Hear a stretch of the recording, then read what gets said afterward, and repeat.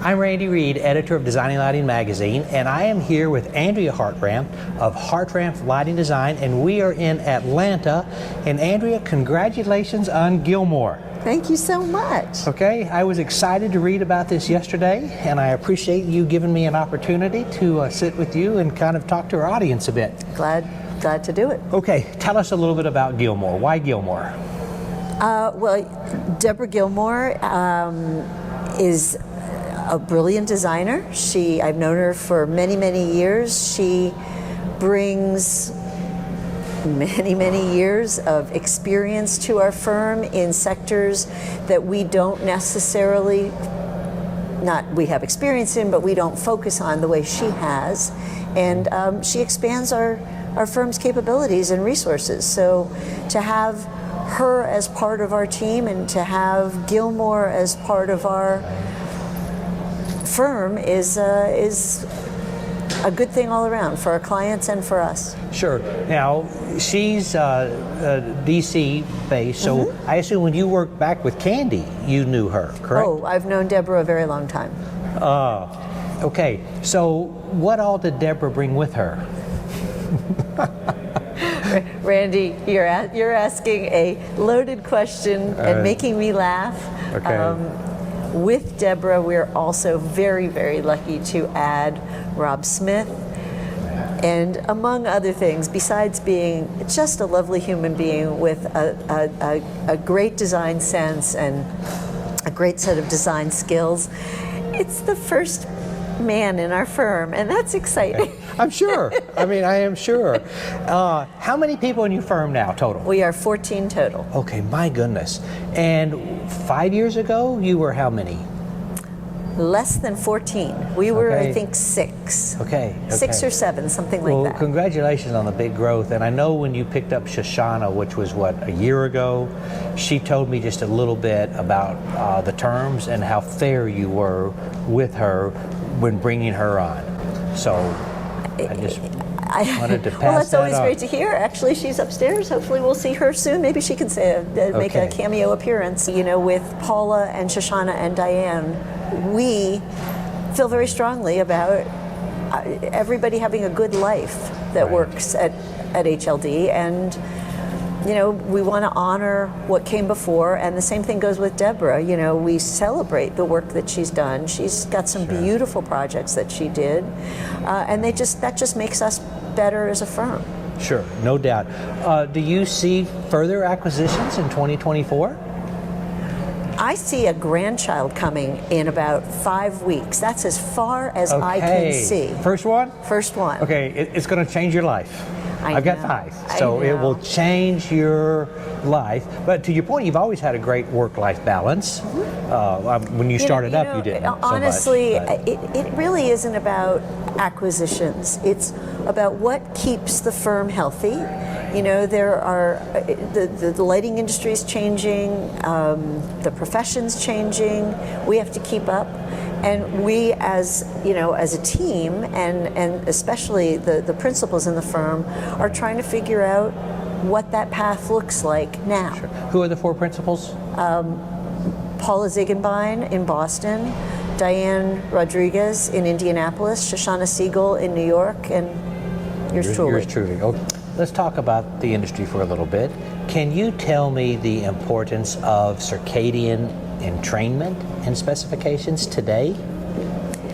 It is the same importance that it's always been, because humans haven't changed and their needs haven't changed. You know, creating quality built environments that are accessible to all humans is our responsibility. We have more tools and a bit more knowledge about how to do that even better than we could do 20 years ago. Sure. So really, you know, we use a lot of big words and technological words, but at the end of the day, we're working for people. We're trying to make people's lives better, and understanding how their circadian systems work and what their needs are across the board, whether there's neurodiversity, whether there isn't, whatever, that's why people should hire us. That's why we do what we do. Sure. A few weeks ago, I was in London at a circular lighting conference, and it was very eye-opening. Do you see lighting designers beginning to be concerned about the circular economy in lighting? Again, our job is to make people's lives better, and I'm not being glib. No. You know, again, we have more tools and more knowledge to be able to do that. Yes, I mean, lighting designers are starting to demand transparency of materials, of, you know, cradle to grave and then beyond on products, circular. And you know, we should be expecting that. We should be demanding that, because we have one Earth. I mean, I know people are going to the moon and stuff, but really, we have one Earth. And we have to protect it, and we need to be responsible. So I saw, I believe it was earlier this week, the DOE issued their L Prize money, and they awarded funds to a company called Lightly, and they have a fixture that's made out of wool, hemp, and wood. And I just found that fascinating. So are you beginning to design projects with products like that? Absolutely, we are. And you know, we're pushing our clients to use products that have a declare label, that you know are working responsibly for the betterment of the industry and for the you know, the betterment of for the health of the planet. We are seeing more and more declare labels, and we are publishing those on our website. We're also learning about EPDs, environmental product declarations, which are much harder to achieve than the declared label. Are you seeing EPDs in your specifications? Not so much yet, you know, but as the understanding grows and as all of this becomes more accessible, you know, I think manufacturers are looking for ways to make it feasible to do all of these things. Even the declare label comes with significant cost to a manufacturer the first time they create a declare label for a product, because there's a life cycle analysis that has to happen. So, you know, there's costs, and if you have a lot of SKUs, you have a lot of declare labels, and you have a lot of costs. So manufacturers want to do the right thing. They're looking for the way to be able to do the right thing. Okay. Tell our audience a little bit about trends. Are you seeing certain types of businesses doing design work? You know, it's cyclical. We do a lot of really high quality built environments. I'm going to keep saying it, because that's the message I think we have to be giving. But, you know, nobody is going to argue with me if I say multifamily is booming. I mean, that's not a surprise to anybody. Everybody's doing it. It's bread and butter, because there's a housing shortage. So, you know, as long as there's a housing shortage, there's going to be multifamily, I think, and building in general for that. You know, we personally, we're seeing municipal strong, we're seeing office strong, retail and hospitality strong. I mean, honestly, right now, money's being spent, people are trying to do the right thing for their properties. I mean, when you think about it, there was kind of a lull during the pandemic in a number of sectors, especially office. All right, now that Shoshanna is here, Shoshanna, please come and join us. Come and join us on the couch. And we are having a great talk, and what we were just discussing is the sorcery. I had a meeting with them yesterday, and I'm fascinated by what they do, and I want to know, is it practical for lighting designers? I think it might be. I'm cautiously optimistic, is what I keep telling Paul. Okay, and that's who I met with Paul yesterday. He's a really nice guy. He's really committed to making things open and transparent. I think there's a learning curve, and I think that I think we're getting there, and we're still evaluating whether or not it's the right tool for us, but it's definitely a possible tool for us. So in our magazine, and we do email blast, we're considering adding that link, the sorcery, to it. So you as a lighting designer get an email blast from me maybe once a month, hopefully no more than that. You look at it, you like the product, then if I understand right, you would click on that link, and then that would go into your account. And let's say it's some sort of grazing light. then it would go in that grazing category, and then you're doing a job for grazing, you would look at the fixtures that you have saved, and then you would click on whatever one, and it would drop into your spec. It's not quite that simple, but yes, that is the general idea. And I definitely think for trade shows and for the idea of greening the industry, there's a lot of beneficial synergies there. The idea that I can click on a collection and get the information for every product that's shown at a show, that's really fascinating. That makes my back and my chiropractor much happier because I'm not lugging all this literature, and it does a lot, I think, to further our goals in terms of greening the industry too. It also helps us when we go back, for those who from the firm who haven't attended, it's a lot easier to disseminate the information because boom, it's right there. Well, they digitized Boston Lights. Yes. They did that entire show, and they're going to digitize Leducation. Yes.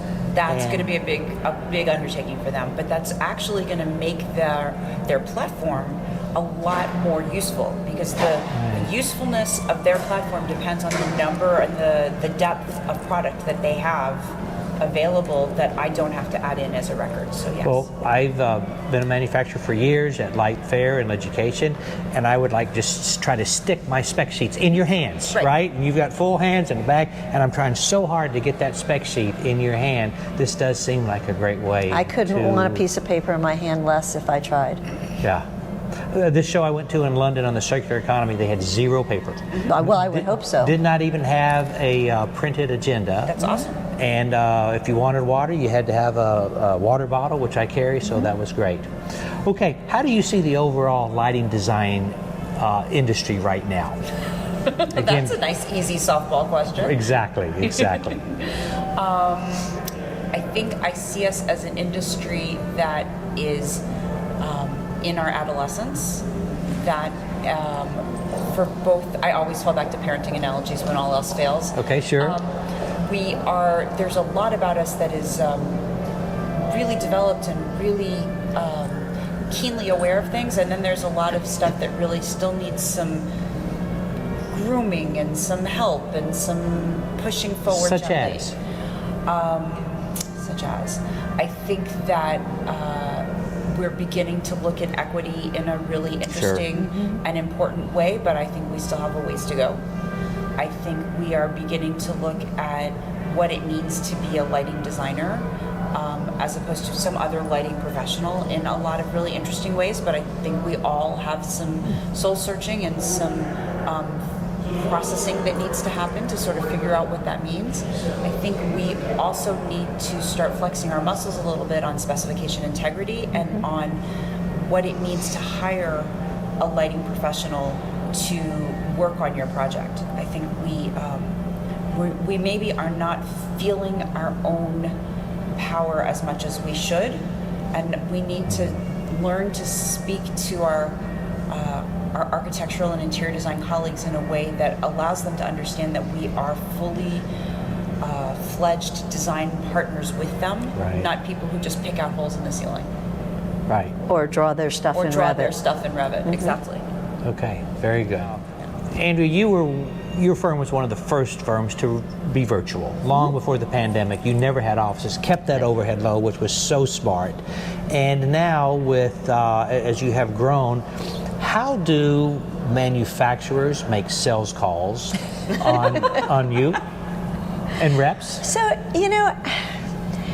we have it's difficult. It's really not clear cut for a lot of reps how to handle us when we're working across a lot of geographic regions and also designing in areas that are outside of the region anyway. Right. So how do you originate that? But we have really great relationships with our reps. They know that they do have a fairly open opportunity to come see us because they take good care of us, and we rely on that relationship. If something goes not wrong, but sure. if there's an issue, if awry on a project, we value that relationship that we have. So reps have given us a good bit of grace in who calls on who. When the Charlotte reps invite us, you know, it's open to anybody. If somebody's in town from wherever, Boston or New York or Indy or whatever, they're welcome to join. Same thing with DC, same thing with Boston. You know, it's fairly fluid, and we try to be respectful and responsible on our end and how we specify. Well, I think almost every discussion you and I've ever had, you've talked about the importance of reps.